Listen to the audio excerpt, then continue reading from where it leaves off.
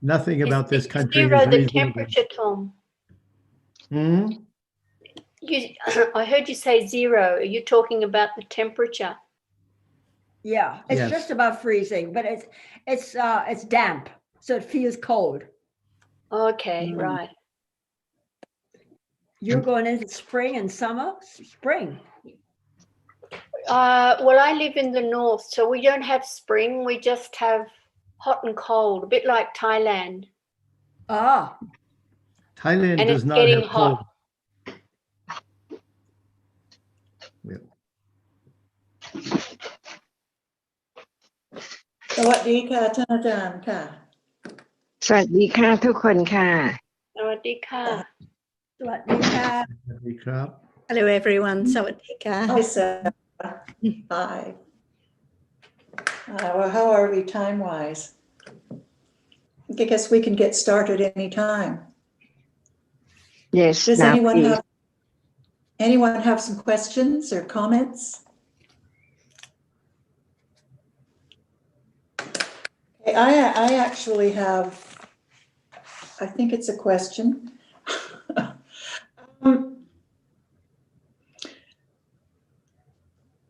Jita and Rupa, seeing, visible object, hearing, and sound, have not appeared yet to be known as they are. They don't appear well. And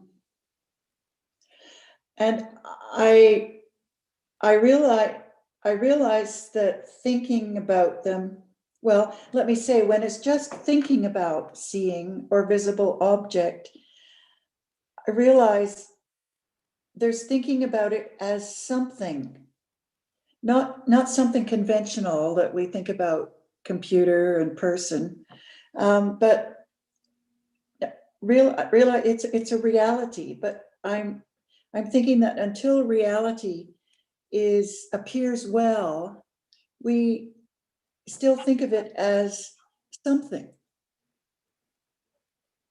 That's the way it is. That's why Yes. one learned to understand that in order to realize the truth, it's not easy at all.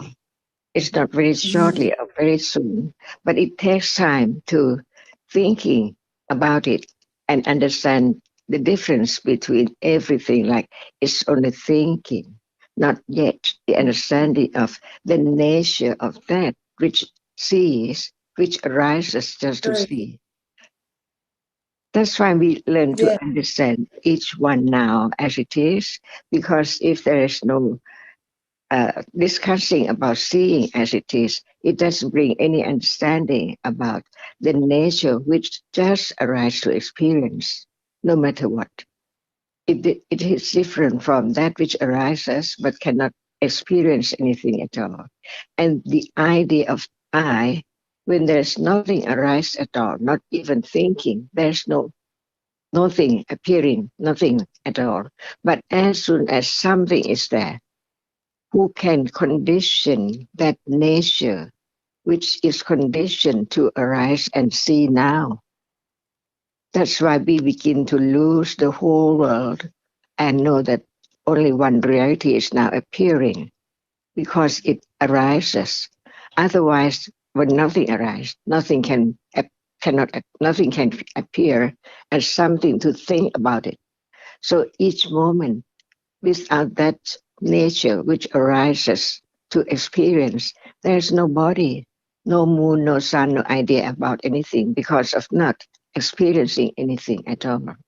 That's why we learn to understand life now as it is. It is the moment of seeing. But when there's no seeing, it's another moment of experiencing, no matter it's thought or smell or taste or whatever it is. There must be that which experiences, that which appears now, but no understanding of the nature of anything at all. Just arise to see, and it condition the other moment that as we can think about now, the thinking about it, different from the seeing. That's why it takes time to consider what is heard and is there now, just to make it more acquaintance to to understand it as no one there at all. Otherwise, the idea of I follows anything. Now, I see, I think. But actually, if there is no such nature which arises and experiences it and then falls away instantly unknown, that's why we think about the wisdom which can directly experience the truth and become enlightened or became enlightened depending on who we are talking about. See, but it's there to be known. Its nature as no one, no control at all. It is now sees, and then another moment it hears, and so on and on and on and on by conditions all the time. That's why we understand that wisdom is not ignorance at all. Ignorance cannot anything which is now appearing. And as the Buddha had enlightened the truth, he taught from his enlightenment about the truth of everything right now as no one, no thing. It appears and then gone completely. So what is true now, what is real now, is only that moment when it appears. At moment of seeing, there's no thinking because it experiences that which is seen right now. See, at moment of thinking, it does not see, but it thinks about that which is the object of thinking. See, by conditions all the time, from birth to death, not only in this life. Whenever such moment appears, it has to arise. It has arisen, so it can appear. Even thinking, if thinking does not arise at all, how can there be thinking? This is unknown until the enlightenment of Buddha, who had developed parami, so many moments again and again and again, uncountable, to be so keen that there can be the understanding of the nature which now arises and experience an object. So life, what we take for I, exists only in a moment when such nature arises by conditions, falls away instantly, no more at all, never to arise again. And this is true that it can be directly experienced, but not by ignorance, no understanding of the truth right now, from the very beginning of hearing and considering little by little, and unexpectedly, it can develop to the moment of directly experiencing the arising and falling away. Otherwise, it's useless to listen to all these words about that which now appearing one by one at a time. So when we talk just about one reality, what is the truth? Nothing is that besides only that one, which is experience. And the experience is not that which is experience, no matter what. Now, see, listen, and carefully study, wisely consider whether is this true, is now appears, who conditions its arising? No one. It's there already. So, and in order to understand the truth, it has to be that which has arisen. Otherwise, where is it? How can it be known? How can it be studied? So now, from hearing the teachings, it begins to develop to be pariyatti, very keen and skillful understanding that which appears from the words of the Buddha. And from his words, one realizes it's not the moment of directly understanding that which now appearing, which before that ignorance is there. But instead of ignorance, the understanding begins to develop little by little. So it's quite a long, long way without parami, all kinds of kusala. For the moment which is a kusala cannot arise because it's kusala until it develops among ignorance and akusala dhamma. Even at this moment of seeing, who knows? After seeing arises and falls away, 3 moments after that, there is akusala, not understanding that. but listen again and again, each word, not underestimating the truth of it, that it can be known, but not now, but by understanding, begin to develop by conditions, without hearing, studying, carefully thinking, reflecting on it. It's impossible. It's gone all the time, unknown all the time. In samsara, not only in this life, as long as there are conditions for anything to arise, it has to be there now. It depends on whether who knows it, who understand the impermanence of it, just is there only very shortly and then gone. So one can understand. We use the word one as long as there's no understanding. What reality is there? Chitta or Chittasika are many kinds. As long as there's no understanding, little by little, because it, the ignorance, the understanding is there from life to life to hinder the truth of it. That's why no matter one thing that one see clearly, but actually, as long as panya does not begin to study, to experience the truth, it cannot appear as it is, as that which is arisen, that which has conditions to arise and then fall away, even right now, very, very rapidly. That's why the not understanding of anything covers the whole life, not to understand anything at all, until listening to the word about it, to begin to study, begin to understand, even that is not direct understanding of that yet. Why? So many things around. How can it appear as it is as only one object which is there, experienced? Nothing there at all. So now hearing about it and begin to understand it among everything which arises and falls away all the time. That's why it does not appear as clear as well as when it appears to Panya, which begins to study and understand it from moment to moment of direct awareness. So intellectual understanding will lead to direct awareness, which is the most valuable moment because it is understanding, not ignorance anymore. Little by little until all in life appear as they are, no one there. And this is the first noble truth.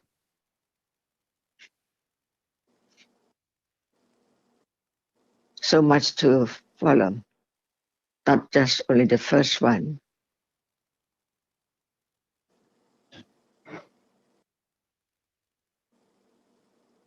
See how long it takes, but right now is the beginning of each move to it, little by little, very slowly, because of ignorance so much accumulated.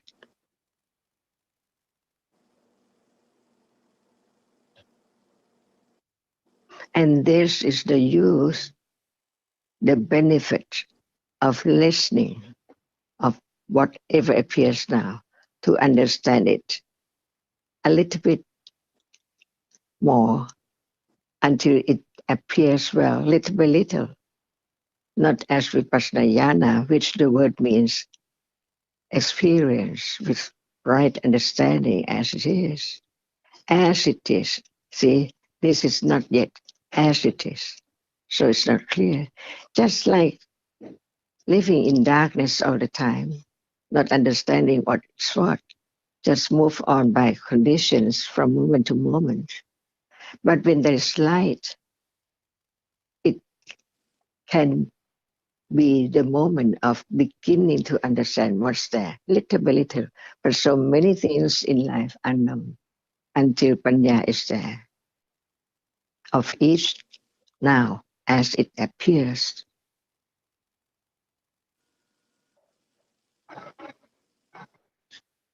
So when we when understands a bit more about, say, for instance, visible object, it would understand its characteristics and not take it for someone or something conventionally. Is that right? Is that right? I think so. See, the truth is the truth. What is there in the light or the visible object or that which seen or that which is now appearing? No one at all. No one or no thing. And nothing. Just that which is seen very shortly. And when it appears, well, how short it is. But to experience just one object must be through mind. I'm sorry, to experience what? To experience What is seen now, so many moments of seeing to see it as very permanent. It's there all the time. Yeah. But the truth is that it's not just like one thing. It's not just like it appears. So begin to understand what is meant by darkness, living in darkness, not understanding any moment of the truth of life. But that now, no more again. Just again and again, arising and falling away, never to arise again at all. So where am I, or where is a thing like seeing? It's the moment of experiencing very shortly of that which appears unknown. And even right now, how many things appear around? If there's no seeing at all, just one at a time, how can there be so many things around? So the truth is to understand each word of each reality as it is. That which is seen is seen. No one in there, no thing in there at all. And that has to impinge on the eye base. Otherwise, even it's conditioned to arise, to be seen. But when there is no touching or impinging on the eye base, that cannot appear as object at all. Gone already, all the time. This is the study with respect to each word as Buddha has enlightened it so true for all times, no matter long time ago, now, or future. No one there. So what is born and what dies? No one at all. This is the beginning to understand life or what is now at this very moment as it's gone. That's why we have to begin with the understanding of no one, no thing. In Pali, it is anatta, no thing, no one. But it's what is seen or appears is conditioned to arise by who? No one and no thing. It's there already. And become more and more confidence on just this word. No one, anatta, everything. Otherwise, it will not lead to understanding that which is now appearing as only one at a time, only one characteristic, only one reality, and it's gone so fast. That's why the idea of self is there, the world is there, and everything is there from each moment of experiencing an object.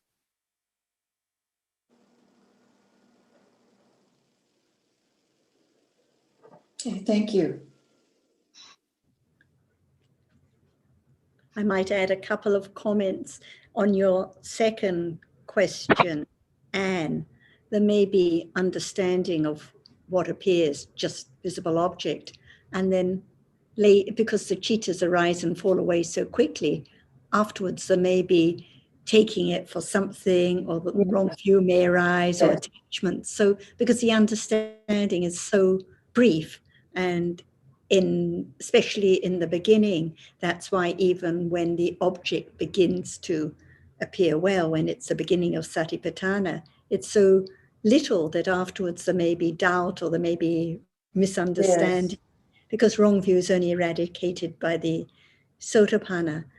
And on the point about whether the visible object's taken for a thing or person, it's just the same, because it's just utter, no matter it's taken for a table or for a zeta. It's something, someone is utter.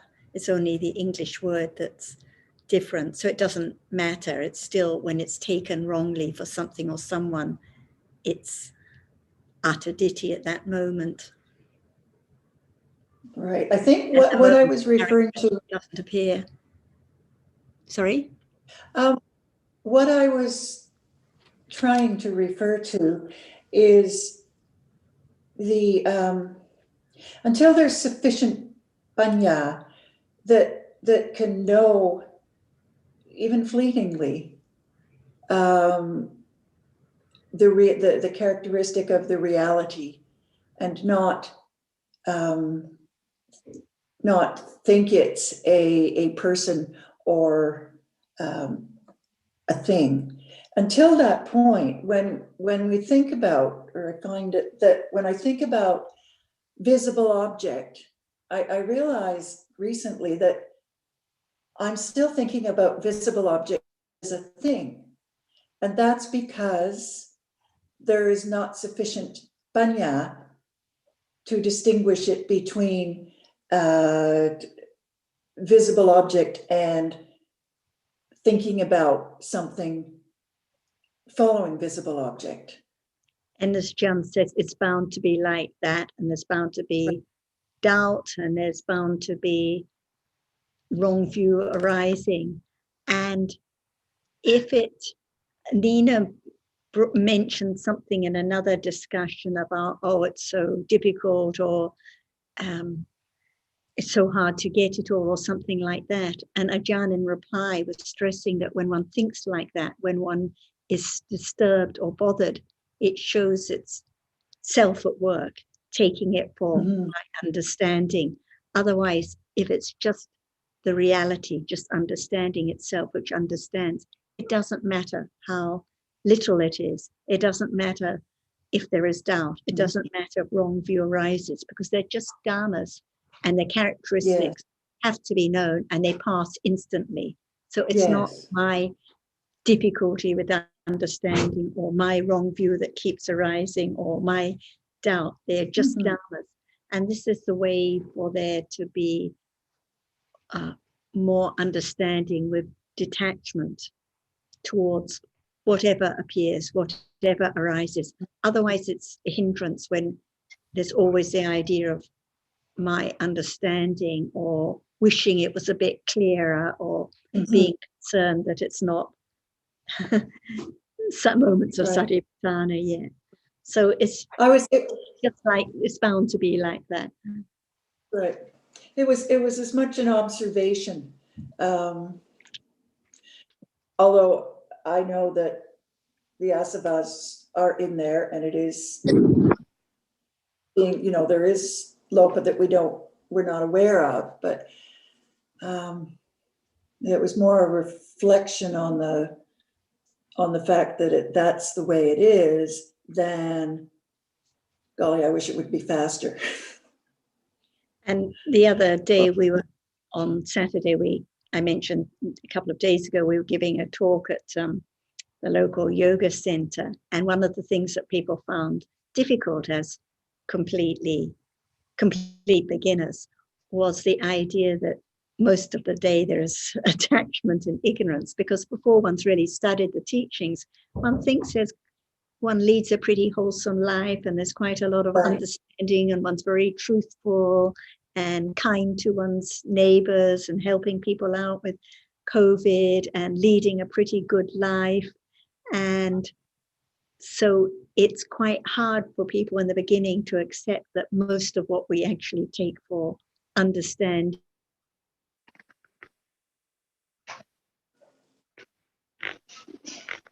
You've frozen there for a minute, Sarah. Itself. And this is what you're referring to, I think.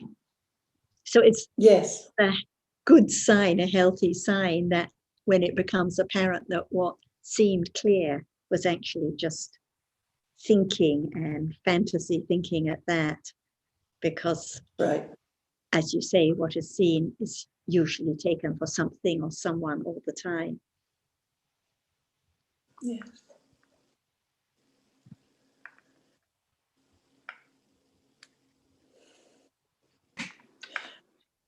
Ajahn, I saw that you were trying to say something just a minute ago before Sarah was speaking. What is that? Just one word at a time, please. Oh, I'm sorry. I thought I saw that you were trying to say something while Sarah was speaking, or just before she spoke. Yes, but we can talk about anything because the truth is there to be known as no one and nothing. Because in life, one always take each moment as something or I. And that's why we can talk about anything, because each one is not self and each one arises and falls away. But it's there at that moment without understanding. That's why when we talk about that, which is now appearing, it can bring more about understanding the other as well. For example, if there is the understanding of seeing, why can't there be the understanding of hearing? But each one has to be directly experienced. Otherwise, it's only about thinking that it's the same. But the same in what sense? Like seeing arises and experiencing, but the object of seeing is different. And moment of hearing, that nature which arises to experience arise and experience sound. And this is each moment in life, even right now, without the nature which can experience anything, nothing at all to be known. Because the tree and the sun and whatever is there cannot experience anything. So it's about this moment, no matter we're talking about.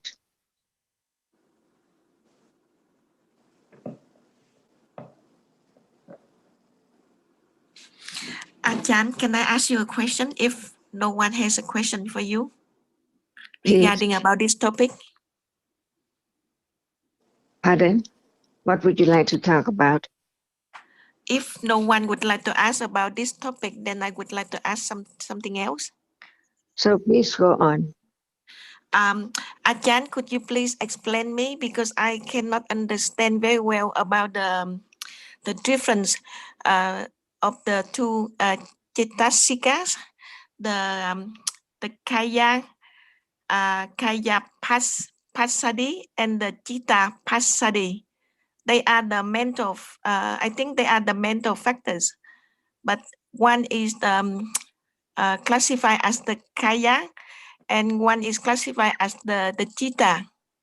But they're all mental factors, so I do not understand very well. Could you please explain more about that? Thank you. So you are talking about two different words which represent two different reality, right?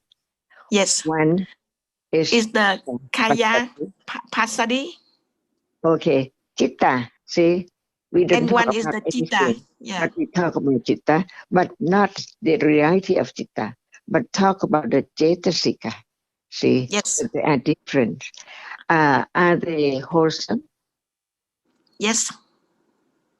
See, so they arise with each moment of kusala chitta and wholesome chitta, right? Yes. What are there? At moment of just being tranquil or calm out of all akusala. See, we have to learn not the word or the translation, but the reality which can it be known now. When there is understanding that moha cetasika, or what we can say, panya cetasika, these two and the other wholesome cetasikas arise together, but nothing appear. But without these two, the wholesome citta cannot arise. This is the beginning of understanding what's meant by wholesome movement or wholesome kusala citta or any kind, whether it is kusala vipaka and so on. But it's the reality which arises by conditions. They arise together. And when we talk about citta, citta pasati, see, the word citta means that the factors of the reality, which is cetasika, calm the citta. When it arises, calmness must be there. When there's no akusala cetasika arising with it. But what about the other cetasikas which arise with citta at that moment? Not only citta pasati, but it has to be kaya pasati as well, which is different from citta, because the citta pasati calm down the citta, and the kaya pasati calm down the cetasikas which arise with that citta. The same. I do still not understand about the kaya. Kaya Yes.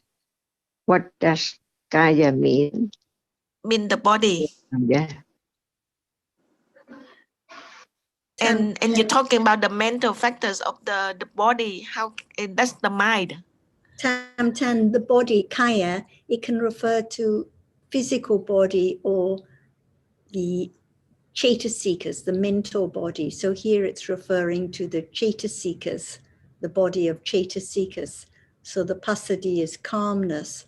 So it's referring to the calmness of the cetasikas. That is what is meant by kaya. So there is calmness of the cetasikas and calmness of the citta.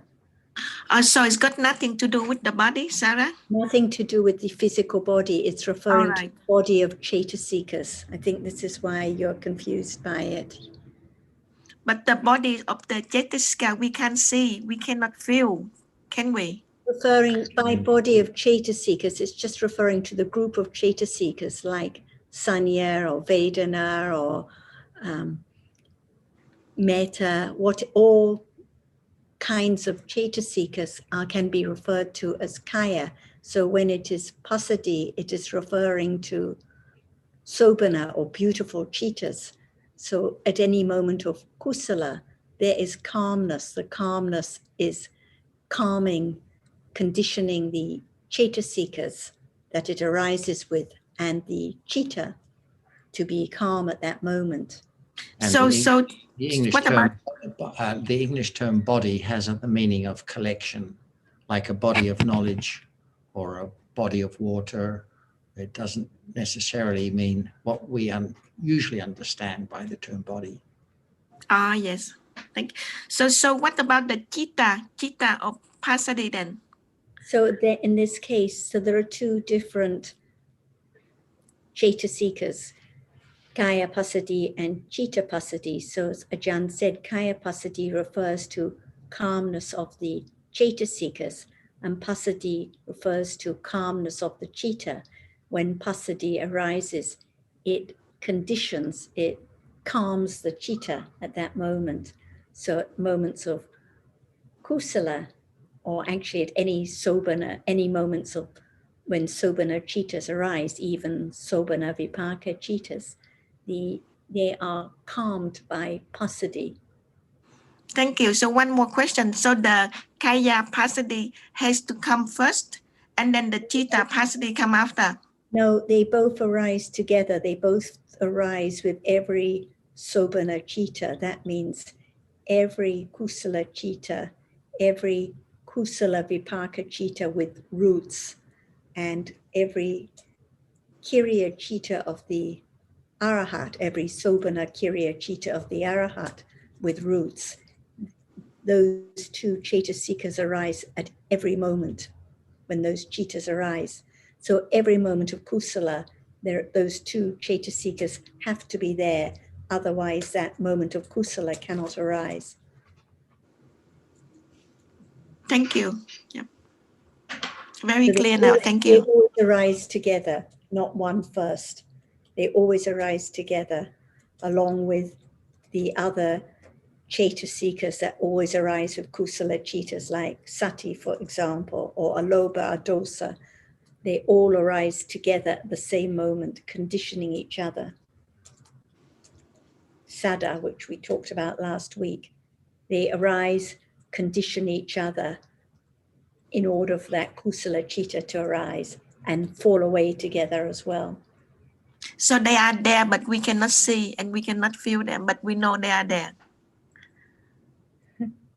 We begin to understand the reality, so there's less and less idea that I am calm, and less idea that what is taken for conventional calm is this kusala, pasadi, chaitasika.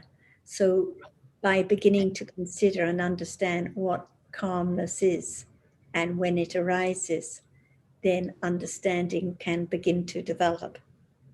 Yeah, To thank you. What It's very good. Thank you. Thank you very much. Happy again. So never I who is calm, and it's not calm by going to a quiet forest or sitting in a quiet room or closing one's eyes. This is not pasadi. It has to arise with kusala chittas. Yes, thank you. So now, just talk about one word, body. What is that? The body. You're talking about the physical body, or you're talking about the Anything. Just what is meant by body. body? And the body, the physical appearance is got eyes, arms, legs. Yeah, but we don't talk about that. We just talk about what's meant by body. The collection of the group, the body, like the five. Okay, you know Like the five your chakra, body, yes. right? You know your body. Yes. So what is the body or your body or anyone's body or whatever body is?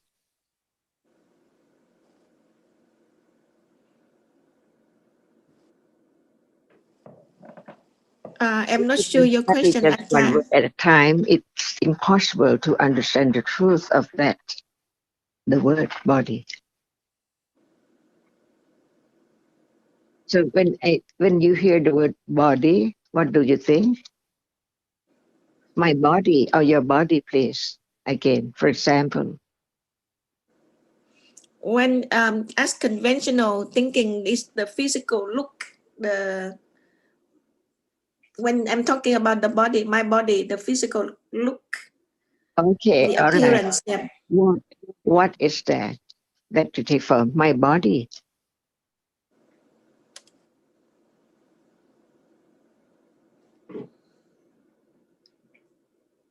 You're talking about the conventional, or you're talking about the ultimate? I I'm not don't sure. talk about anything. Just the word body. When you hear the word body and my body and his body and whatever, what is meant by body? What do you think about when you hear the word body? The physical look of that person, like the. Excuse me, I don't talk about the look. I talk about the body. What is that? What is that? Right. The person. No. Do you have eye? Yes. Do you have ears? Arms, Your body? your nose, Is the your ear mouth. itself the body? Just the ear. Can it be the body? No, has to be together of all those things combined together. So it's the same, like the body of Nama and the body of Rupa, right? Yes. So it's the composition of many realities together. Yes. It's just desperate or it's just one at a time, no body at all. Yes, yes. So we talk about citta. Can it arise alone? No. That's why it arises with jetasikas, many jetasikas, right? Yes, yes, So there can be the word namakaya. When we talk about namakaya, it does mean only citta or jetasika. But altogether there is yes, nama kaya. And when we talk about the body, the rupa's body, rupakaya and namakaya. That's why what we take for something is the rupakaya, not just only one. The eye cannot be the body, the ear cannot be the body. But when they are together there, yes, the body of that, see, yes, even you call it body, it's there as body together, many things.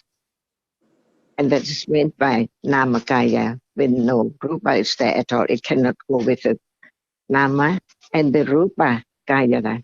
We talk about just rupa. Namakaya talk about chittas, chitta and chittasika.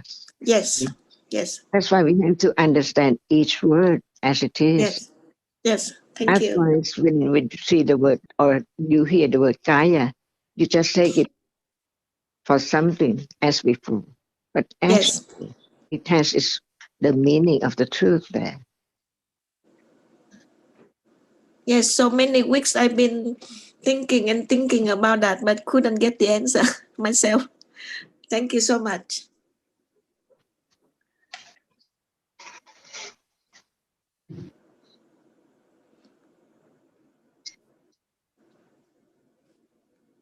That's why I'm thinking it's all the kaya passaddhi is all to do with the mental factors, and I don't know why the body is in there. It's got nothing to do with the mental factors. And now you explain, I understand better. Each moment of namakaya, can it be there alone without the other as well? Even one reality like citta. When we talk about citta, there must be cetasikas there. Yes, But we just talk about citta alone. See? And when we talk about namakaya, we talk about citta and cetasikas. But when we talk about each cetasika, each one is different. Even the citta passaddhi is different from the kaya passaddhi, because one calm the citta as citta passaddhi, and the other one calm down the all cetasikas together is kaya passaddhi. yes. It's very good, Ajahn. Thank you so much. So is citta passaddhi samadhi?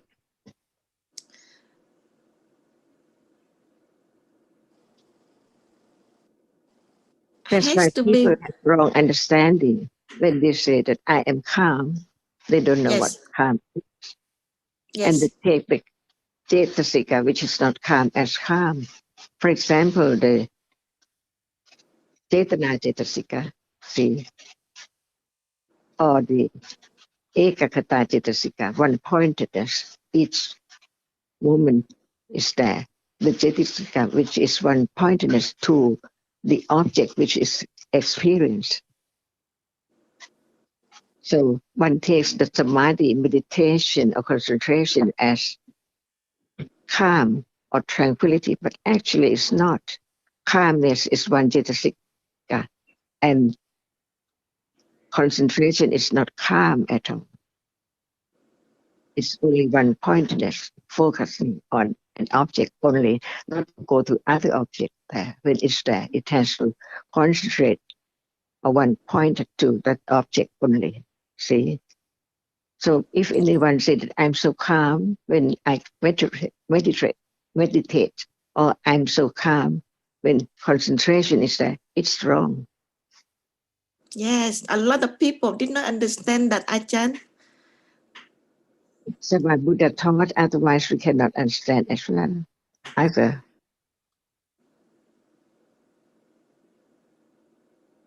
That's why study just one word at a time until it's so clear, no matter you heard it anywhere or anytime, the understanding of it is deeper than the other who does not know anything about the difference between each reality.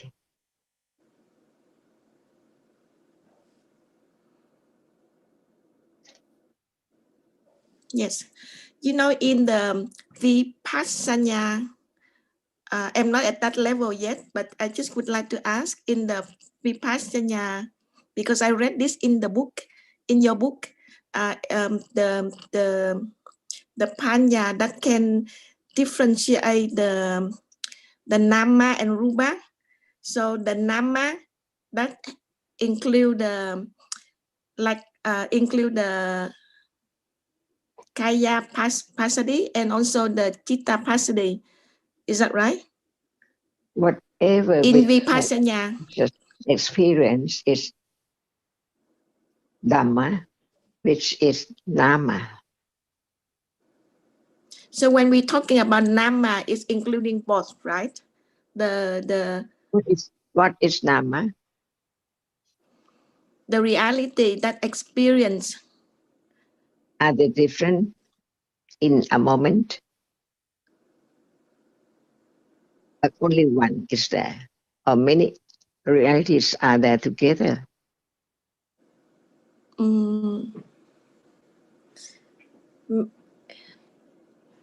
I think many realities come together. So each one is different, but they arise together. Yes.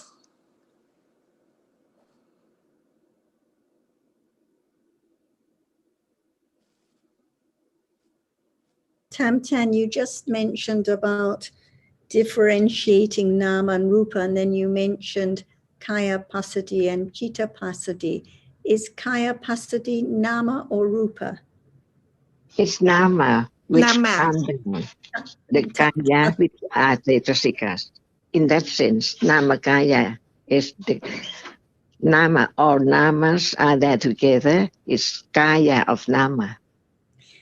I just asked Yes. because I thought Tamtan might have been confused between what is nama and what is rupa when you mentioned differentiating between kaya Pasati and Chitta Pasati, right? They're both namas, yes. When No. it's Cetasika, it has to be Nama. So when we talk about Nama Kaya, includes all Nama, Chitta and Cetasika in a moment. They are there, see. So at that moment, it is Namakaya, not only Chitta and not only one Cetasika at all. They are together, so we just call them Namakaya. So Yes. Kaya Pasati, Cetasika, it calms down the Cetasikas which are there. And the Chitta Pasati calms down the, Chitta Pasati calms down the Chitta which arises together there. So when we just talk about the word Nama, Kaya, no difference. We do not break down anything at all. They are together. All of them is Nama, Kaya.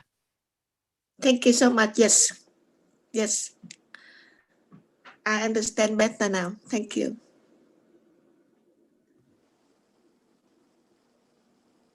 Very happy. Thank you, Ajahn. So that's why we can understand each word better and better and better, deeper and deeper and deeper until it appears and Panya is there with direct awareness. Otherwise, there's no Panya at all if there's no intellectual understanding to understand what is there now, even it does not appear yet.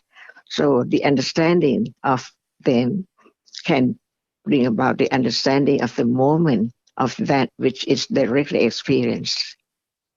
Otherwise, how can there be the understanding at the moment of what we say direct experience? So that moment which cannot understand the reality as it is cannot be directly level understanding directly.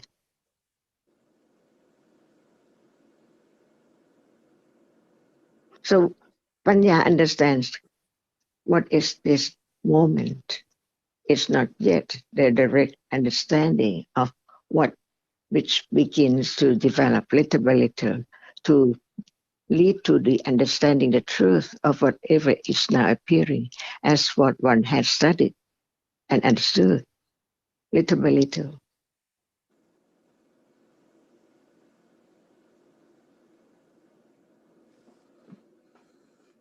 If anyone has no question, I would like to ask the next question, please. Go ahead. Okay, say we see something, we hear something, and then we're not so sure. We start to make a question. I think it's the Chitasika for that is the Vichikicha. Is that right? When we start to ask question, that is the because of the Vichikicha there. That's why it makes us to ask question, or is it because of Panya? Panya interfering. So that's why we start to make questions. Can you please? I'm got a bit confused about that. What is Vichikicha? When you're not sure something, when you have doubt. Is it a reality? I think so, yes. Why do you think? Because it's a Chitasika. So it's only in your thought, not real, or what?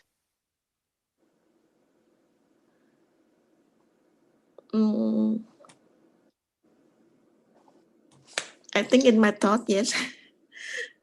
So you don't know. You just heard the word Vichikicha and didn't know anything about that at all, right? Mm. And just think about that. But what is the truth? Is there any nature of that which is doubt? No matter you call it what, Vichikicha or other word. So when We're we talking start to about make the truth, question, the Ajahn, absolute truth of each moment. What are there? So now, what is Vichikicha?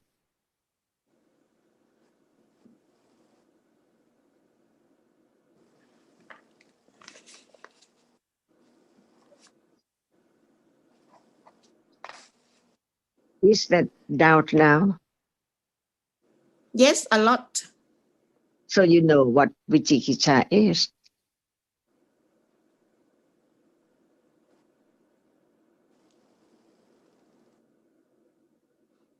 So it's not like Panya interferes. That's why I have doubt. Because No Panya, view at all, but doubt is not panya, it's not vitaka, it's not kaya pasati, it's not citta pasati.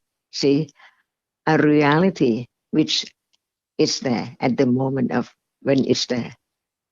Like now, you doubt and you take the doubt for you, but actually, doubt is not you, but it's real, a reality.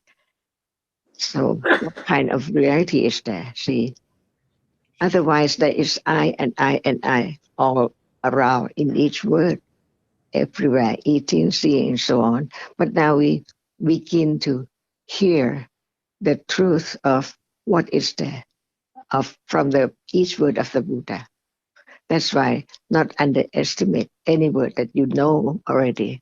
Not yet, not yet, not yet. Just begin to know that actually what is there now. So, see, and when there's doubt, it's doubt. It cannot be the understanding or other reality. Each has its own characteristic and its own function, its own manifestation. See, but no one knows because actually they are all different realities arising and falling away by conditions, even doubt. We don't know what is it and when does it arise and what is that moment which is real, which appears to be known. If there's no doubt, can we no doubt that it's there at any time when it's conditioned?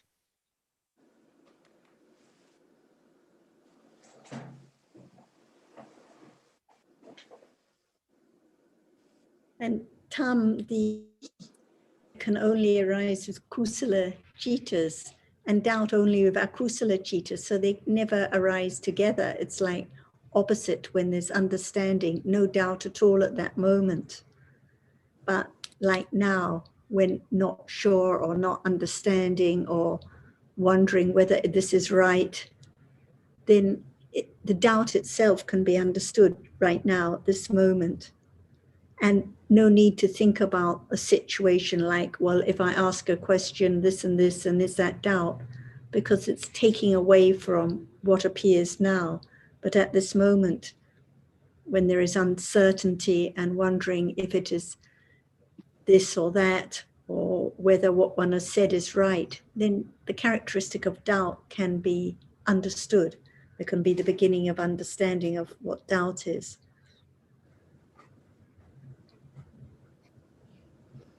So when there's panya, there's no doubt. There cannot be doubt, but it's like I mentioned to, or, well, like I discussed with Anne, panya just arises for a moment, so there may be a little understanding, even just a little wise considering, and then afterwards there may be doubt. Well, was that right? Did I understand it correctly? And so doubt can follow instantly afterwards, so quickly. So I thought when there is adhimokkha there, then there's no doubt. I think we're talking about panya and doubt. I think, like Ajahn says, let's stick to one word. Like we jump all over the place trying to understand passaddhi and vicikiccha and adhimokkha and all the terms that we've learned. Yes. Now we're just talking about doubt. So what kind of chittas does doubt arise with?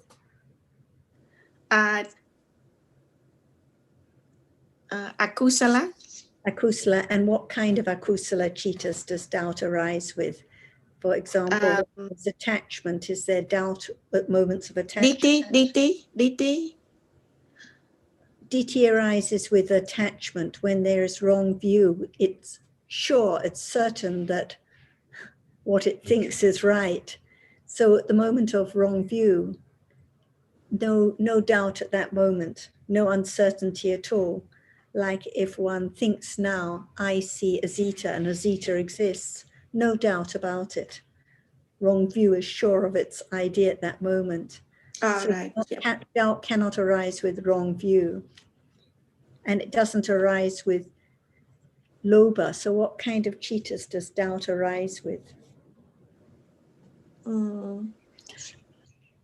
Moha then. Just with some kinds of moha. Ignorance, yep. Yes, not with aversion, not with attachment, just with some moha mula chittas.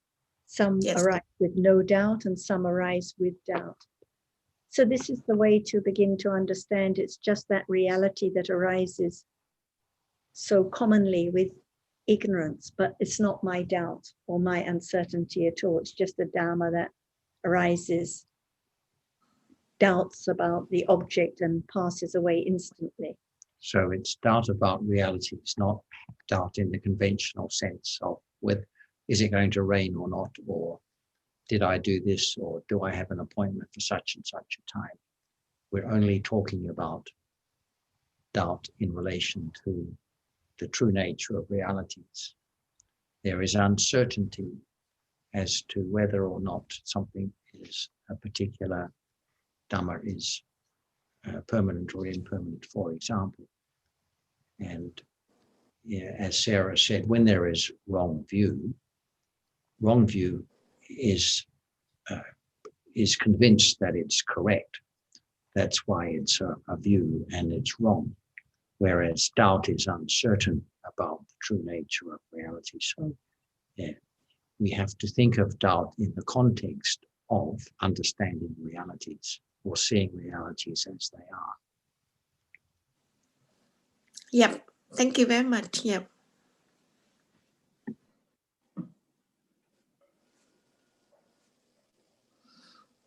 I better stop asking questions, otherwise I take the whole Zoom. Thank you.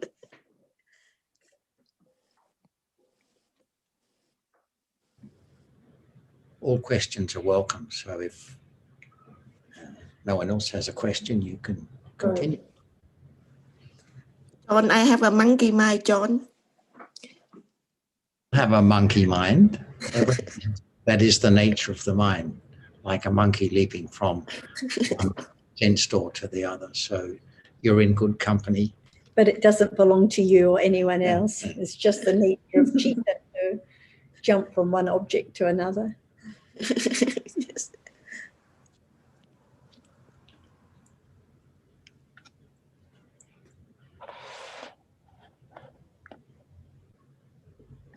If you have another question, Tan, you should go ahead.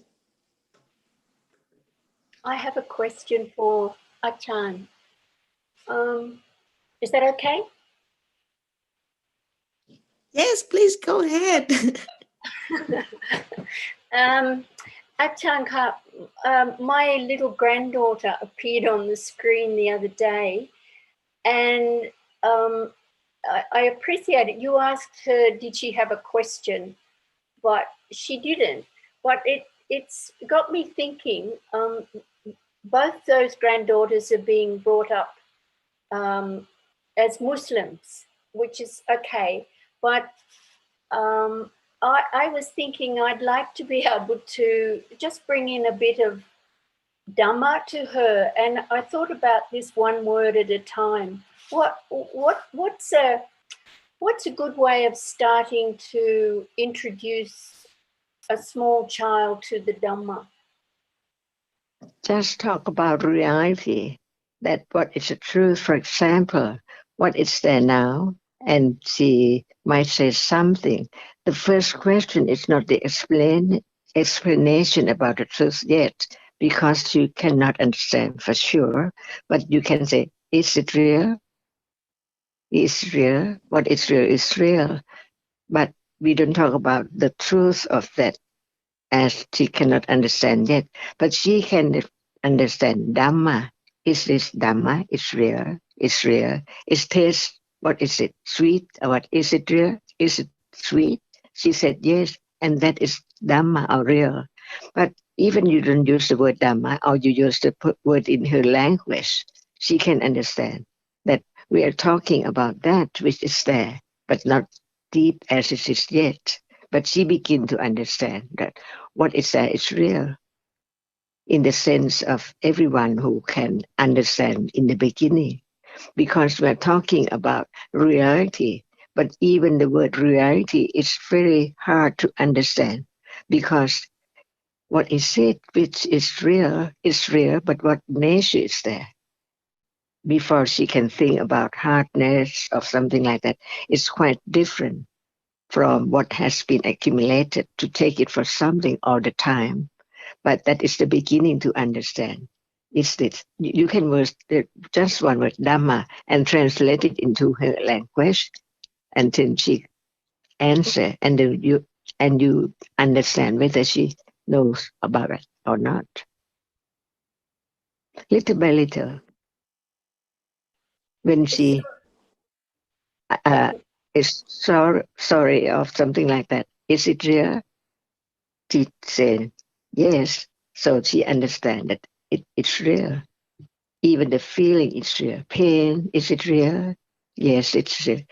And you can use her language, Dhamma, for Dhamma, Dhamma, Dhamma, Dhamma.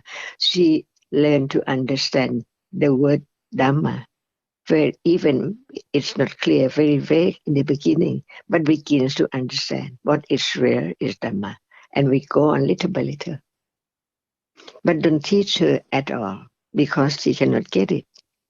But something for her to think about, just one word, Dhamma, in her own language. So Dhamma is reality. That's what you're Whatever saying. there Yeah. around her. Right, See, right.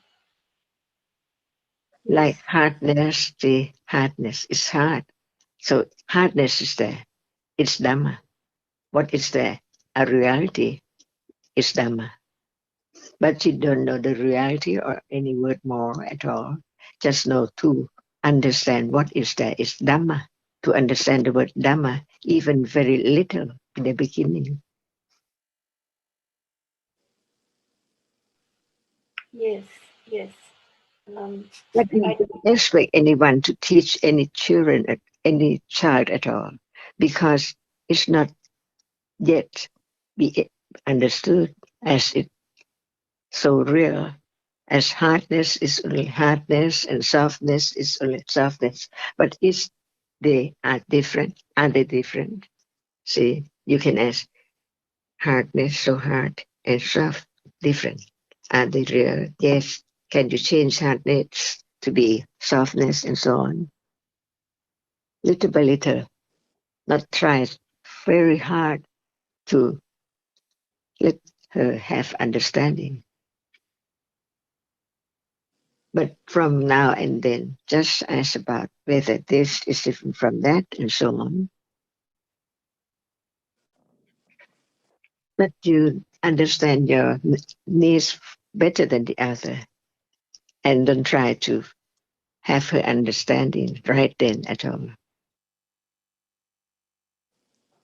yes, she is only 5. And all she wanted to do was look at the screen through a magnifying glass. But I did afterwards ask those questions of both of my granddaughters.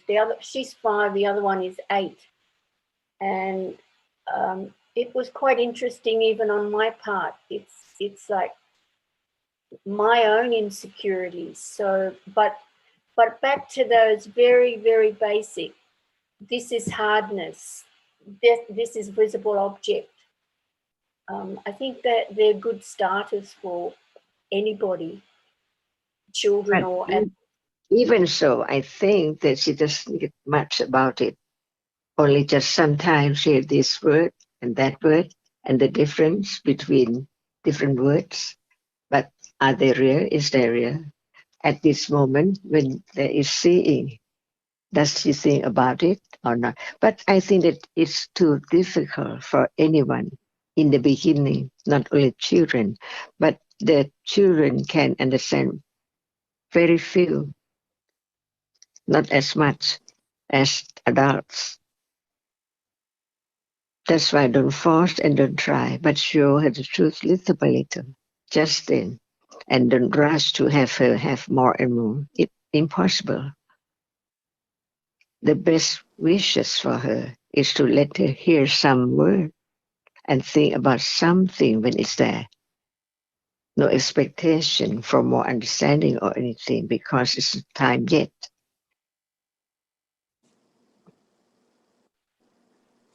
Thank you, Achan. Most helpful.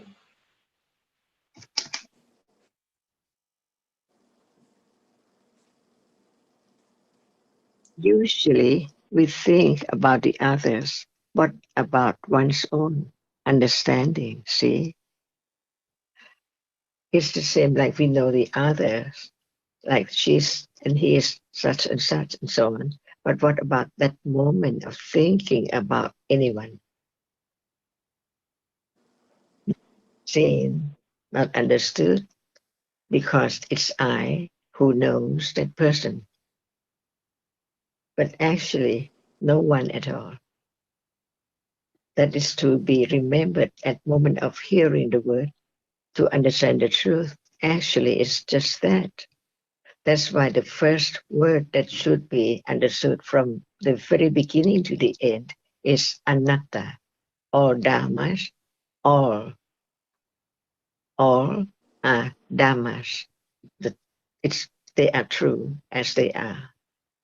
No one at all.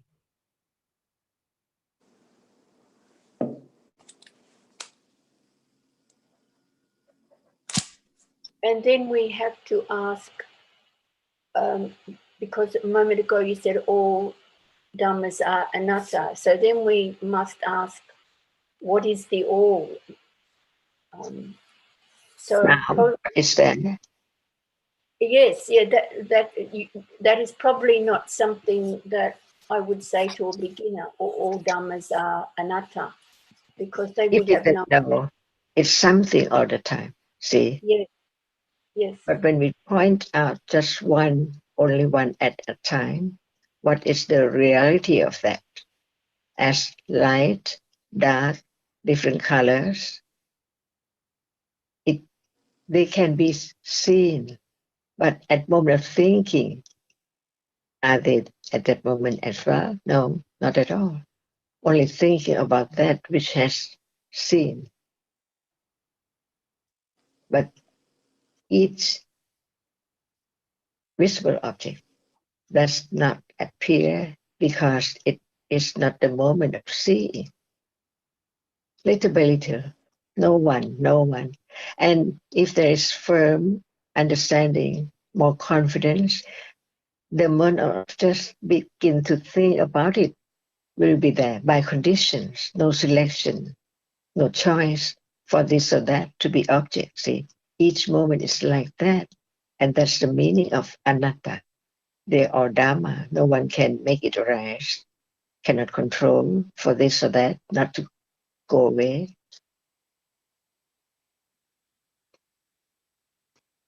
The truth is now, every moment, but it's covered up by ignorance. Just thinking about shape and form, nimitta, all the time. That's why one lives in the fantasy world, the world of nimitta.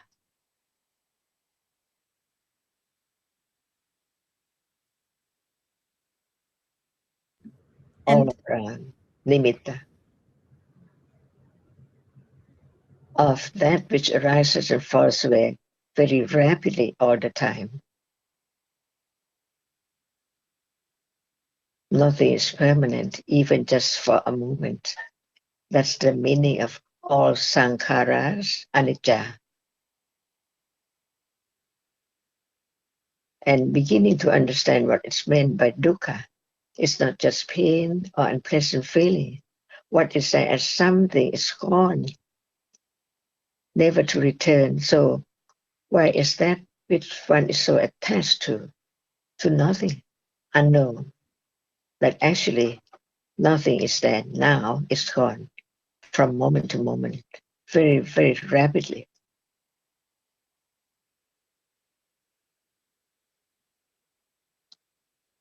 Just begin to understand the truth little by little. And that is the way to have less and less attachment with ignorance. Because of ignorance, that no more is gone, that is still clinging to the nimitta. As now, just now. And this will lead to understanding directly of each one by conditions. While each one does not appear as it is, only when Panya is there, it's beginning to see the difference between what is there now. Seeing is not hearing, it's not thinking. What is seen is not sound, and so on. So very true in life. The truth of anicca, dukkha, anatta.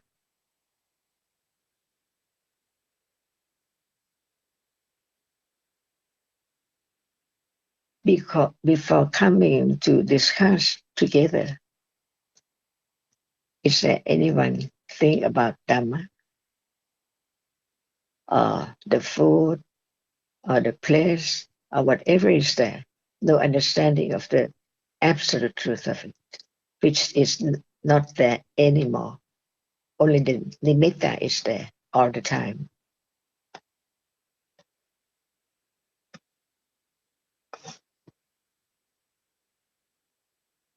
That's why right understanding develops from moment to moment by conditions.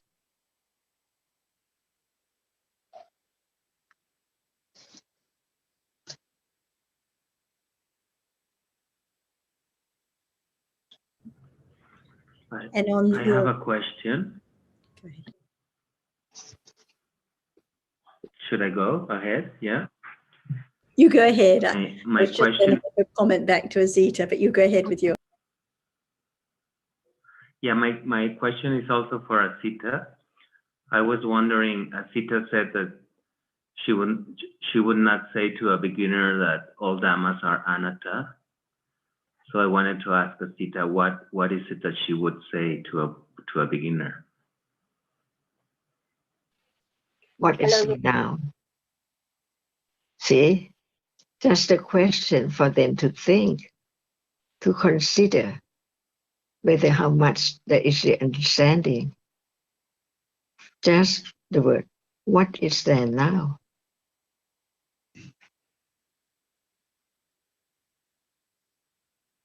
See, this is the beginning to think, consider.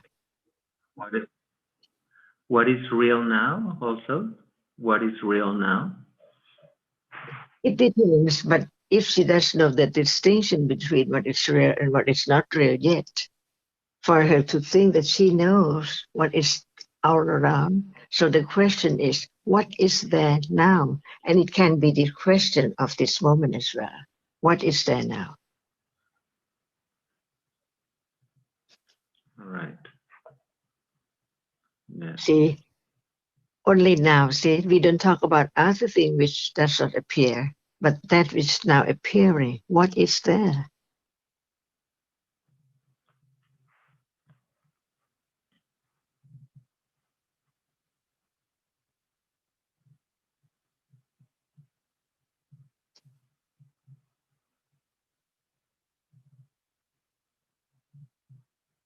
It's the word to think about very carefully, but it's not possible for anyone who has no understanding of the teachings of the Buddha at all to answer correctly.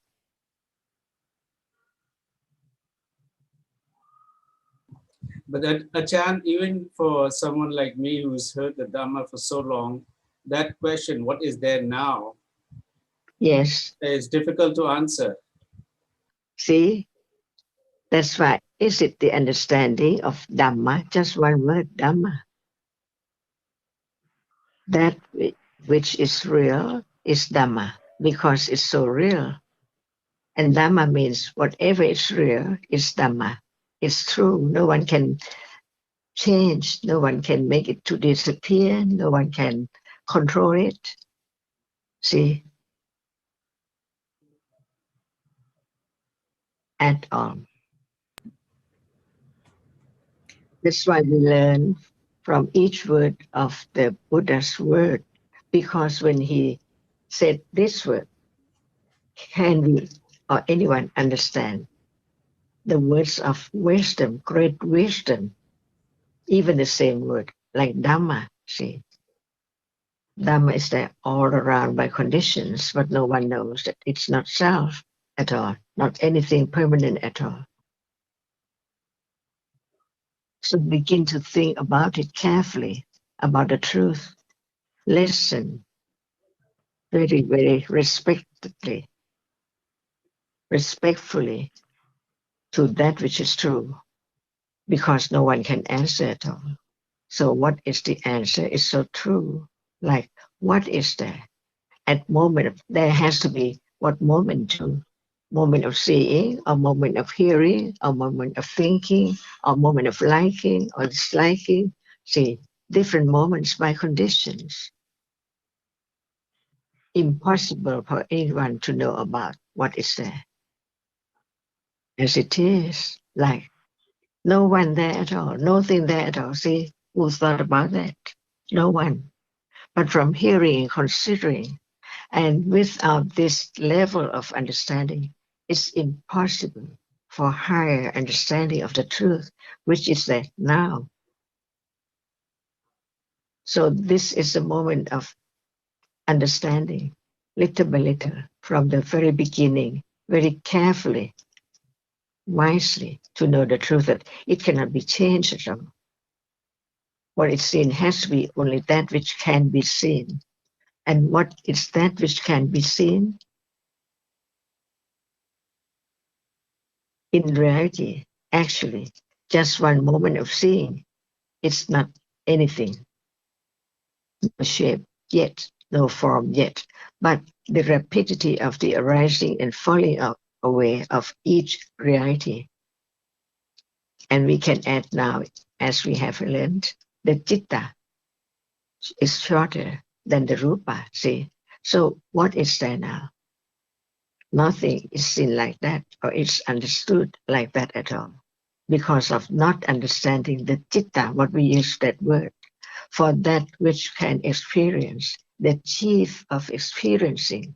See, without understanding this, what about the kaya nupassana satipatthana and the citta nupassana satipatthana and the nama Dhamma nupassana satipatthana? See, all our words that we think that we understand already from words, from reading and from considering, but not the actual moment of understanding what has heard now at this moment, which sees or hears or thinks. That's why the understanding developed little by little until that moment. So Panya understands everything as it is. The beginning understanding, not that which is advanced enough to understand this moment, not by oneself or by anything, but by conditions which understanding intellectually about what is there now. But it's not yet the direct understanding of it, only it, one reality at a time. And even when use the word one moment or anything, so moments are there by the arising of citta, the processes from this to that, on and on, unknown, only the words of the Buddha. From his enlightenment bring about the understanding of the truth, little by little.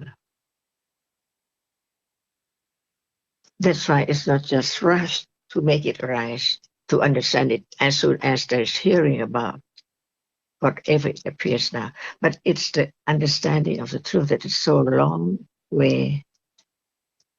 And this is the way to have less attachment from hearing, understanding, even intellectually about this.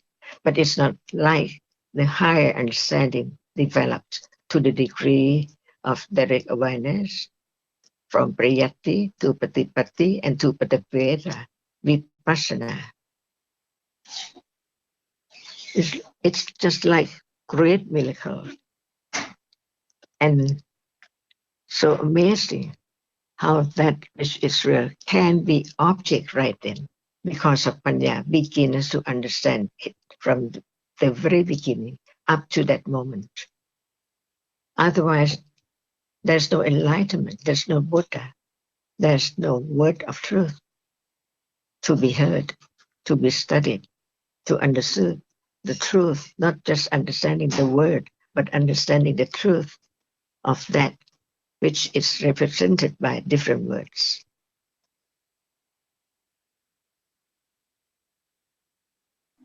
Achan, just now you said that this is the way to have less attachment.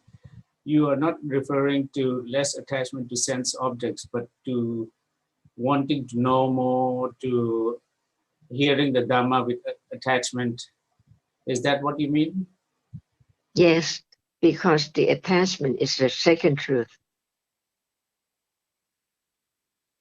Without the one, the first one, can there be the second? So at moment of beginning to understand the truth, which is represented by different words now, that is the way to have less and less attachment because of ignorance to that which is taken for something or I. Chan, I've got a question about this. Can I ask you? Please. You know, like we do something and we feel guilty about it. We feel guilty about that. Sanya will mark that because like you said, everything come in and go away instantly. Only Sanya will keep that. So if we don't have that attachment, next time we might do the same mistake again.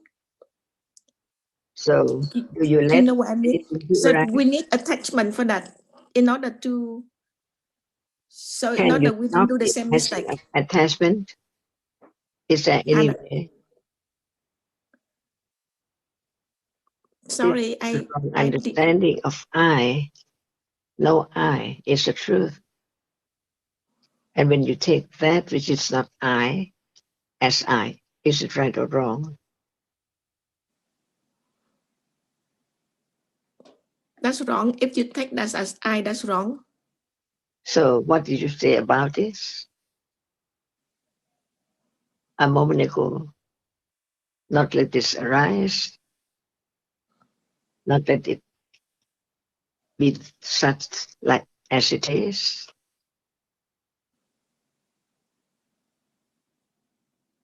Who can do that? Is there anyone? So understanding anatta is the best way to study the teachings.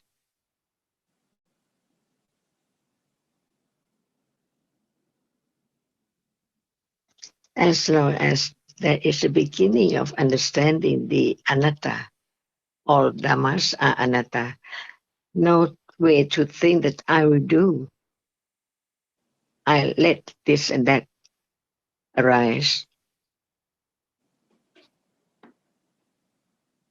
And is this not the way to have less ignorance and attachment to I or thing?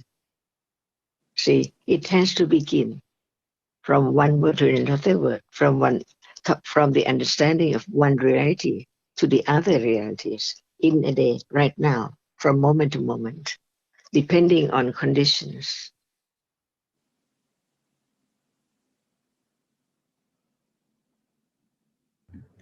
Tam, you said there must be attachment for understanding, or there must be attachment for what? Did you say? For example, like you stealing Is there something. attachment to understanding? Is there no attachment Attachment, to yeah, whatever attachment is to there? understanding. Yes. You steal something, and you know that's bad, and you regret it. You feel guilty about it. Me? Who knows? You or me know, or what? No sanya will mark that. So is sanya you? No. But then if sanya mark that doesn't mean there is attachment there. When there's no attachment, is there sanya?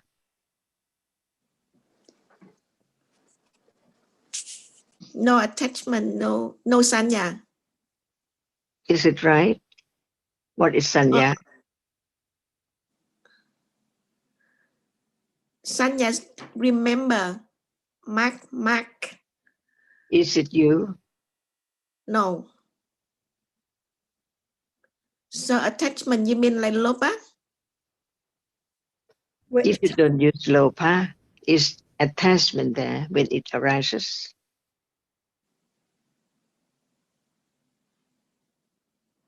Sorry, I'm a bit confused. That means no understanding of Dhamma, because all Dhammas are anatta. No one, no thing. Each is different by conditions.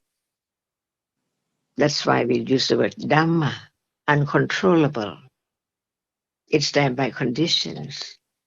Right. As long as there are conditions for anything to arise, it has to arise when it's time Right. for it arising by conditions only. But if there is no attachment of understanding about the act, the wrong act, then the next time when the condition arrives, and if the no attachment there, we might do the same thing again. Always right. I will do it again, or no I. Whatever arises is conditioned. Wrong from the very beginning, or begin to have right understanding little by little until reality now appears well. Means as it is, arising and falling away.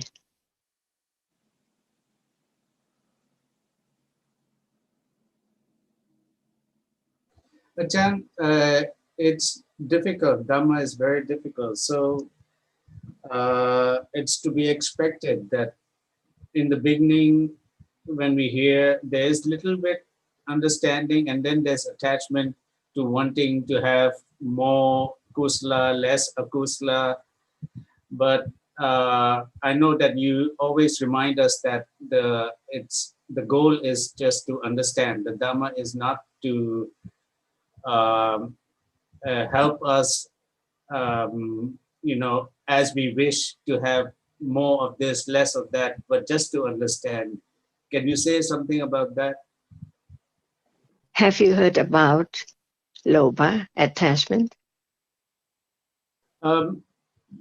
Before hearing the Dhamma, we hear, but we don't understand it as just another reality. See, no understanding. Ignorance. And even after hearing, there's no understanding, just a lot of thinking about the word. By conditions. Otherwise, there cannot be the Buddha, the enlightened ones, and Puthujjana. Different one from those who have enlightened.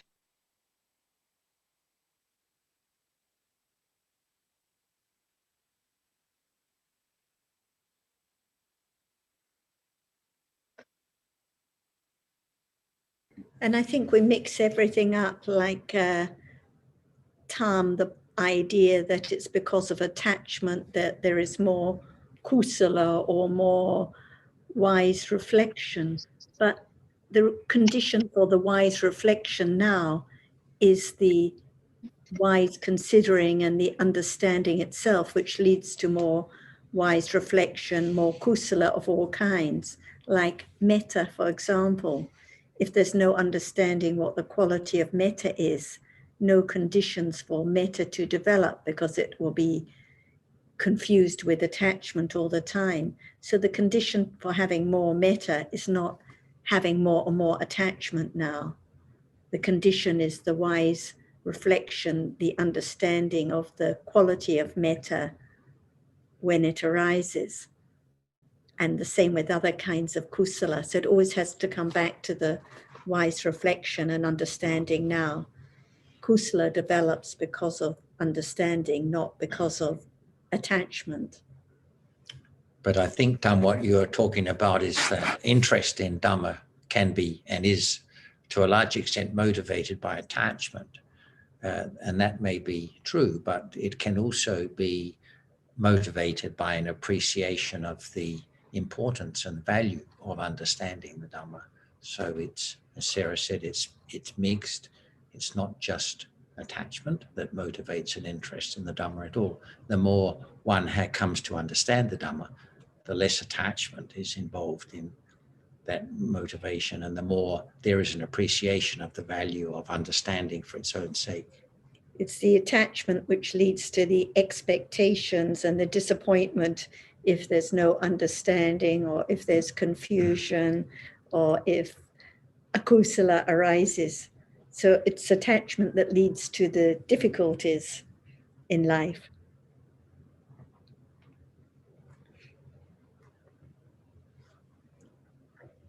And earlier I was going to make a comment to Azita about anatta at the beginning. So on Saturday we had 40 people, all completely new, but it was a precious opportunity for people who don't usually have an opportunity to hear about the Dhamma. And so there's no point in just trying to say things that people will like or make happy. So in the beginning, we started off talking about what Dhamma means, what are the different realities in life.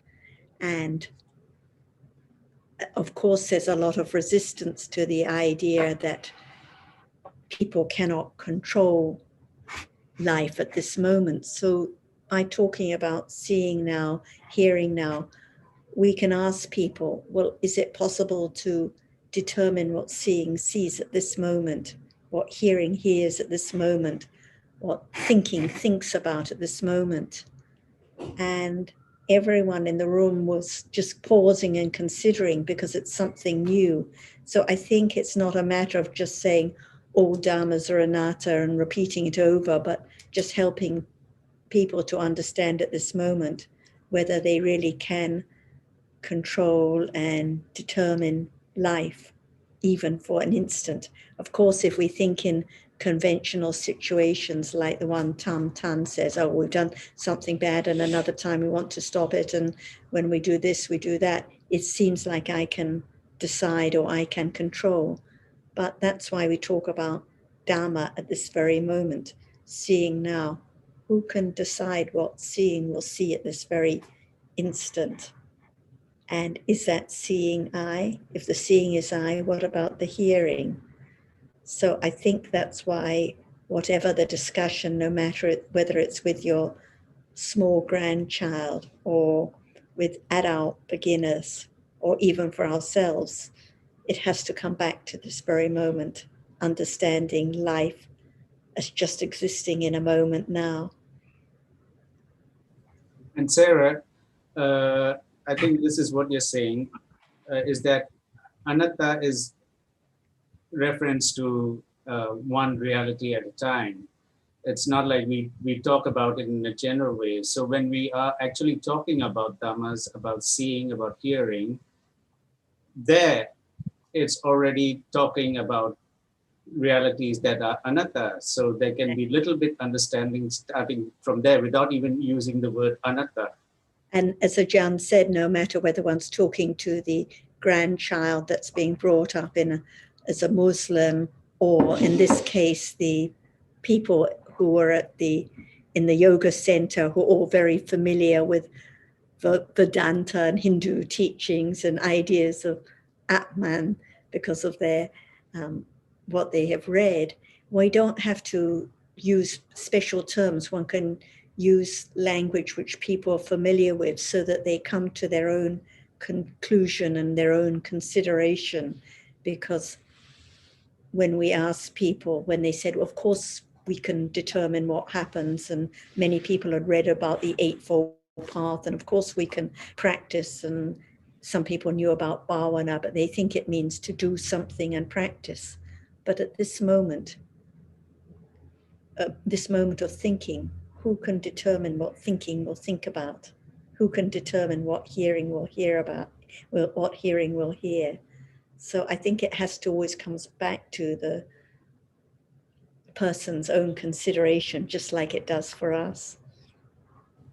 And as Ajahn always reminds us, it's one word at a time. So when people start talking about practice, you can say, start talking about asking them what is practice in terms of what is happening one at a time.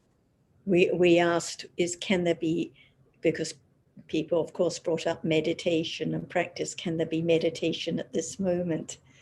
Does it matter what posture we're in at a moment of wise considering? Can that be bhavana right now, or do we have to think about another place and another time and sitting in silence? And I think people can appreciate it. I mean, at the end, a lot of people said that it was really helpful for them to reflect. So just by asking little questions and bringing it back to this moment, like with Azita's granddaughter, all one is doing is just planting seeds for people to consider further and reflect on, in order to condition a little more understanding, a little more interest in understanding the truth.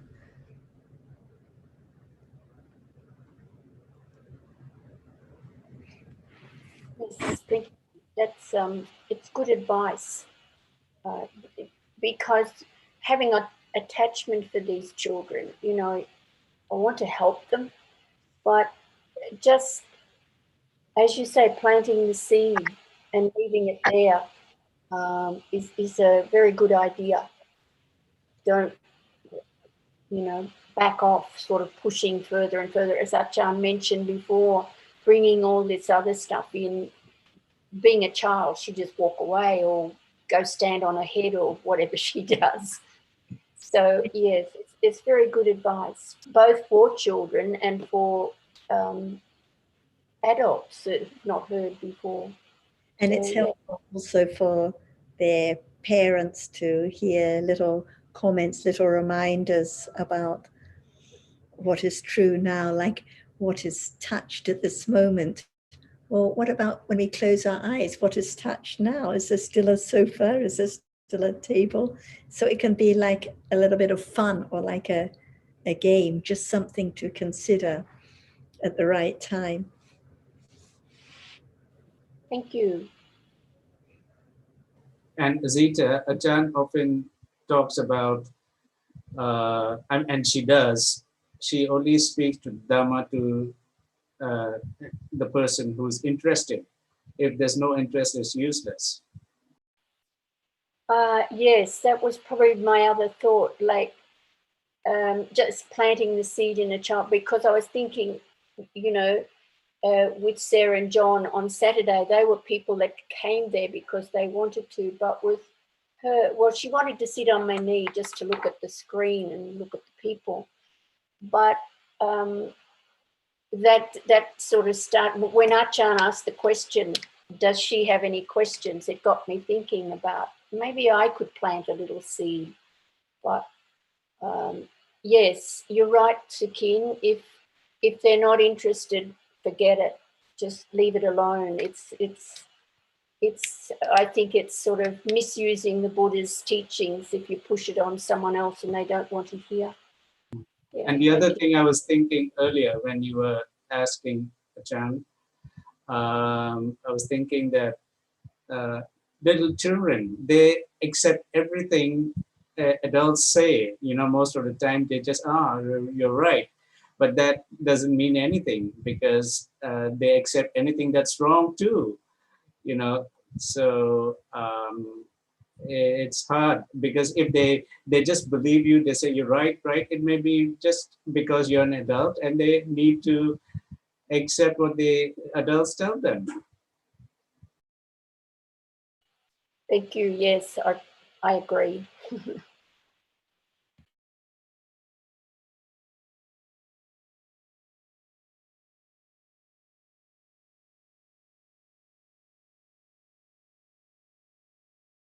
Jeff or Tadao, do you have anything you would like to bring up or ask or comment on?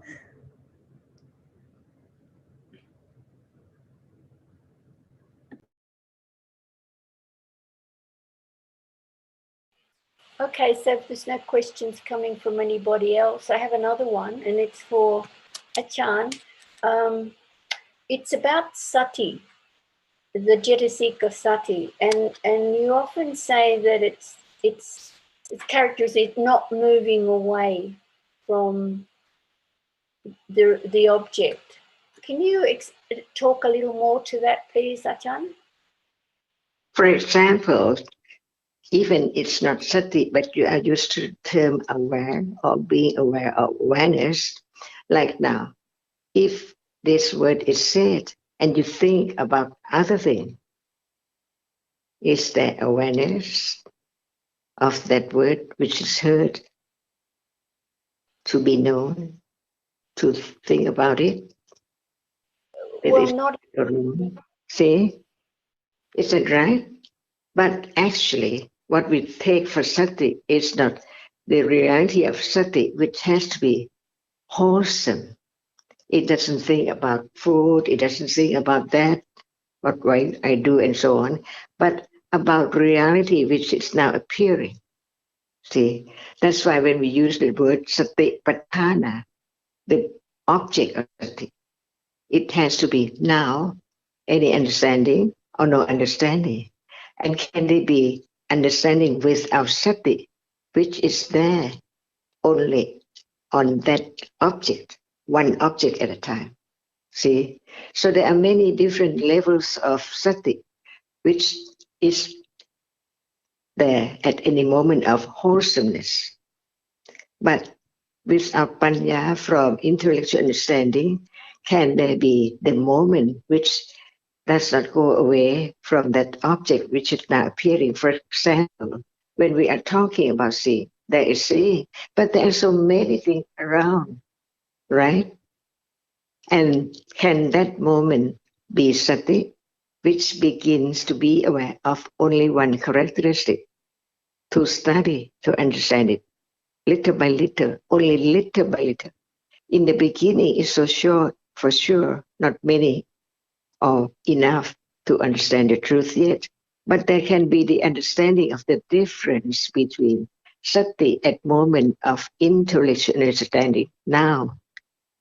Now, see, is there any understanding of the word or just only understanding the meaning? But what is that which is now? See, that's why there are many kinds of kusala, wholesomeness, but with panya or without panya, or with panya at what level? See, it develops and panya knows correctly. It doesn't go wrong. It doesn't understand wrong at all. But it's the moment of understanding the truth from hearing what is true and what is not true until it begins to understand the moment now that it's there, conditioned to be such moment of seeing or hearing, but that is only thinking more about that which is heard, Chintamaya Panya, followed the Suttamaya Panya, before it can be the Pavanamaya Panya. So Pavanamaya Panya begins from understanding intellectually, but it's not direct awareness yet. That's why it's not Sati Patthana.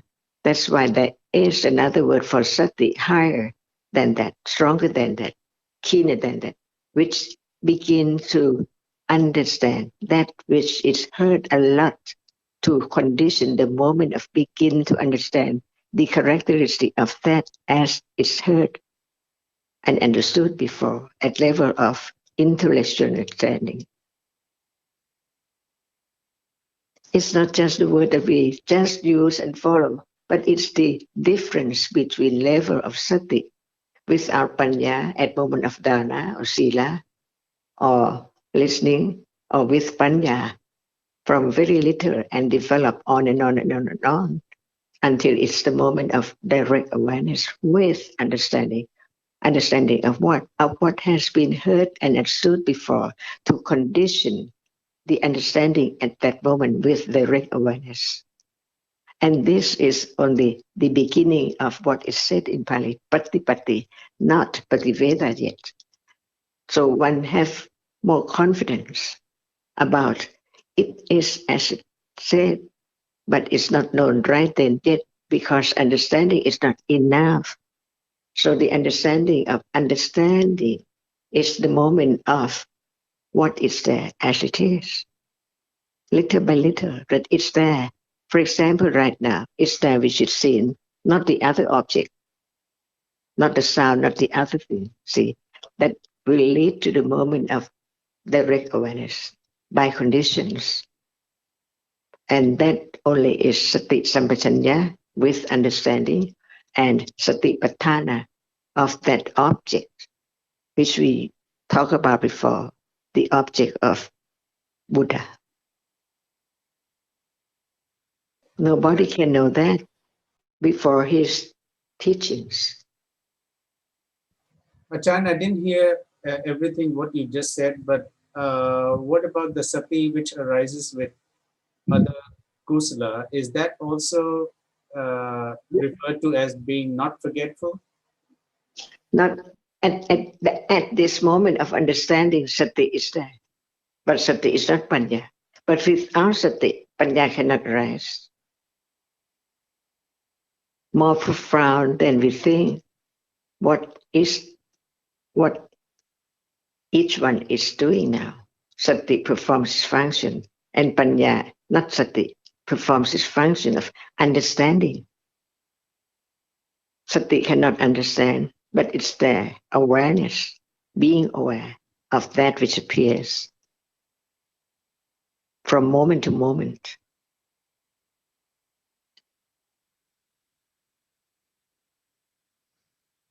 This is to have less attachment, less ignorance of that which is now appearing. And that means less attachment to the idea of self because of understanding more and more.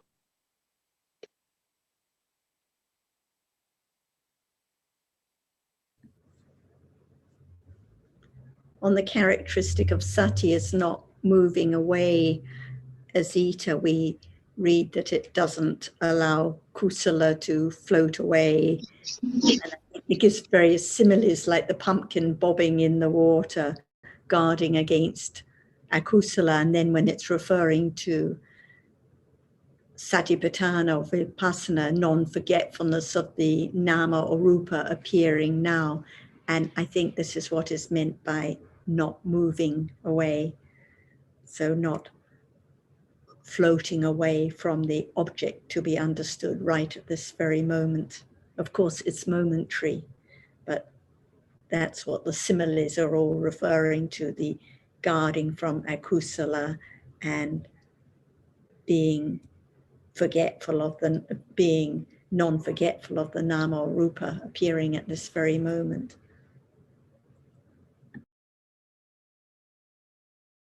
Yes, you said it is only temporary, because any of these realities that arise and fall away, even if it's agusala, liking what I'm seeing, that's temporary also. But I guess it's pointing to the fact that sati doesn't move away from the object that it's aware of. For that moment when it arises. For the moment when it arises. Yes, it's like the calmness we were talking about, or the concentration, or the sati, or the understanding at the very beginning of the discussion. It's just for that moment. So it prevents akusala from arising. It guards, it's non-forgetful at that moment when it arises. And then when lobha comes in or other akusala comes in, then no more gardening, no more. So this is where people go wrong. They think of it as something lasting, but any Dhamma is so very brief and falls away instantly. Even if it's followed by another moment of sati, the first moment of sati is gone completely, performing its function and then gone, never to return. Mm-hmm.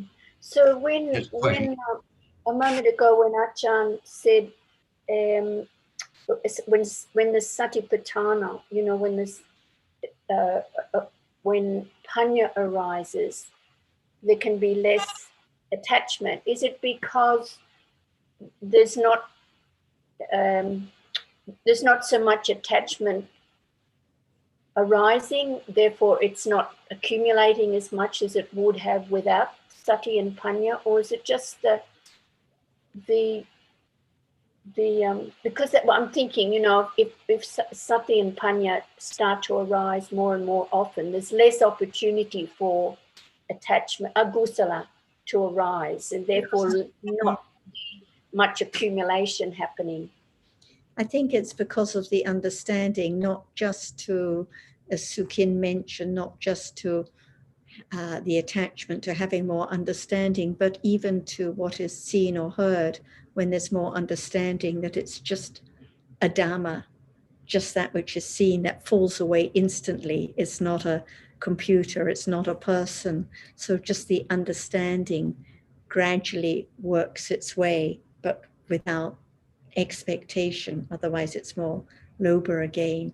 So through that understanding of reality, like John gave the example, I think last week in one of the discussions, if someone is angry, but through more understanding, it's just sound. And what about kindness for that person who is suffering at that moment? So it's the understanding itself which gradually leads to the wearing away of all kinds of clinging, but not by expecting it or wishing it to be like that. But that's the nature of understanding. And I think Jonathan had a quote he wanted to share. Well, just on the question of the characteristic of sati, I was just going to quote a little bit from the Attasalani as in Nina's Jetisikas, where it says, sati should be regarded as a doorpost.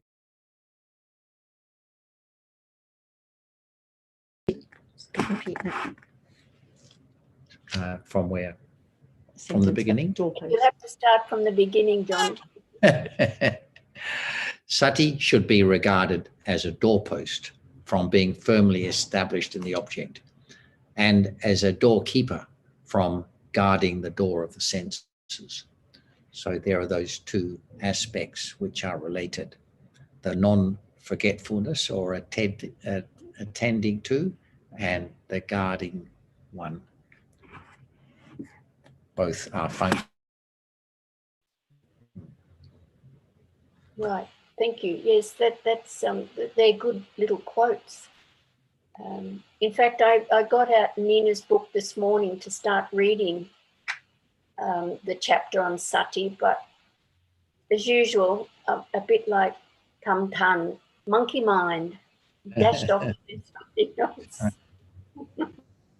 And that guarding is just for a moment. Whatever arises is just for a moment.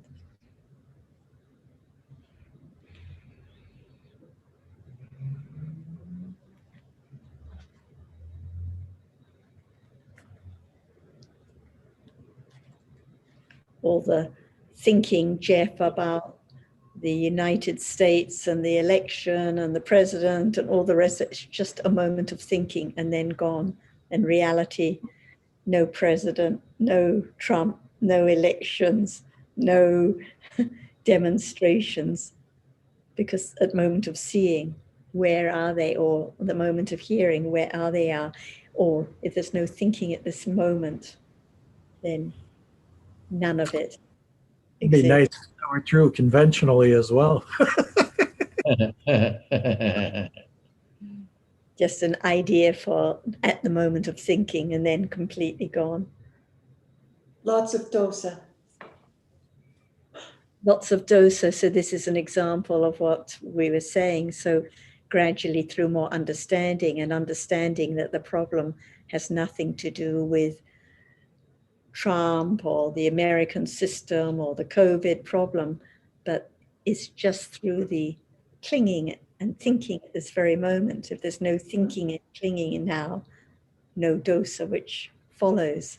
So it's the understanding which gradually works its way, gradually leads to less attachment, which means less dosa, but not by wishing or hoping, but just by understanding that life just exists now. It's just a fantasy world that one's carried away with, of all these long stories leading to all that clinging and all that dosa, but no understanding that it's just seeing now, thinking now as usual, no matter what happens.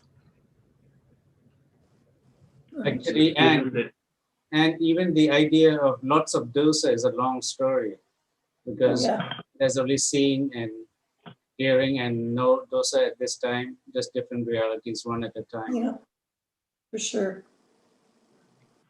I was thinking more along the lines of compassion. These last couple of weeks have been fairly crazy in the news world.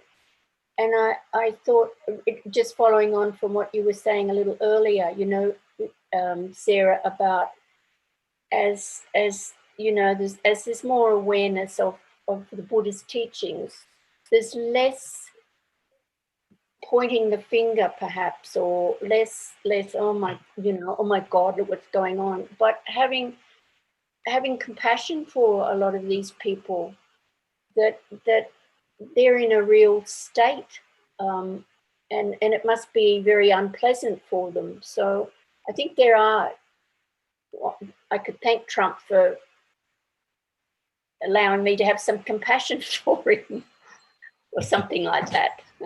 And understanding all the mana when there's the idea I could do better, I wouldn't treat it like that, or I would have implemented measures in a more speedy way. It's all just clinging to oneself and mana. That is the problem. Very good reminder. Thank you. That's so true. I think we need more Trumps to have more compassion, right? To understand more about mana. Exactly. I found myself thinking, you know, how sad for Trump, and, you know, feeling some compassion for him. And I'm pretty sure I wouldn't feel that way if I didn't I hadn't heard a lot about the Dhamma. So it's a good example of how understanding can condition more kusala, otherwise no way out at all. Yeah. And if it's I who have compassion, Right. that's the problem, no? That's the problem too. And if there's any sorrow involved, it's not compassion. But the I who has compassion is really no problem because it's gone already, isn't it? Yeah, when there's understanding, there's no I.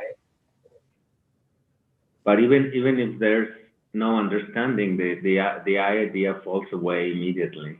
Just lasts one moment. But only understanding knows that. The tendency is accumulated and carried forward. All right.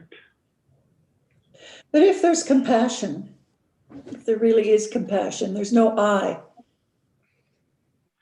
with that compassion, although immediately after, it can be taken as one's compassion. Yes, no? Yeah, there may be compassion, but it's also invariable that the compassion will be taken for self. Right, right. Okay, I think it's almost, I don't know if Ajahn would like to just say anything before we finish. Otherwise, we need to thank Ajahn.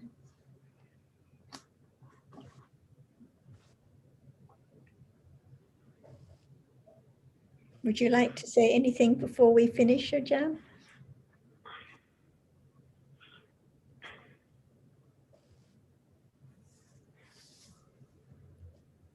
Okay, otherwise maybe we just say Sawadika and thank you very much, Ajahn and everyone.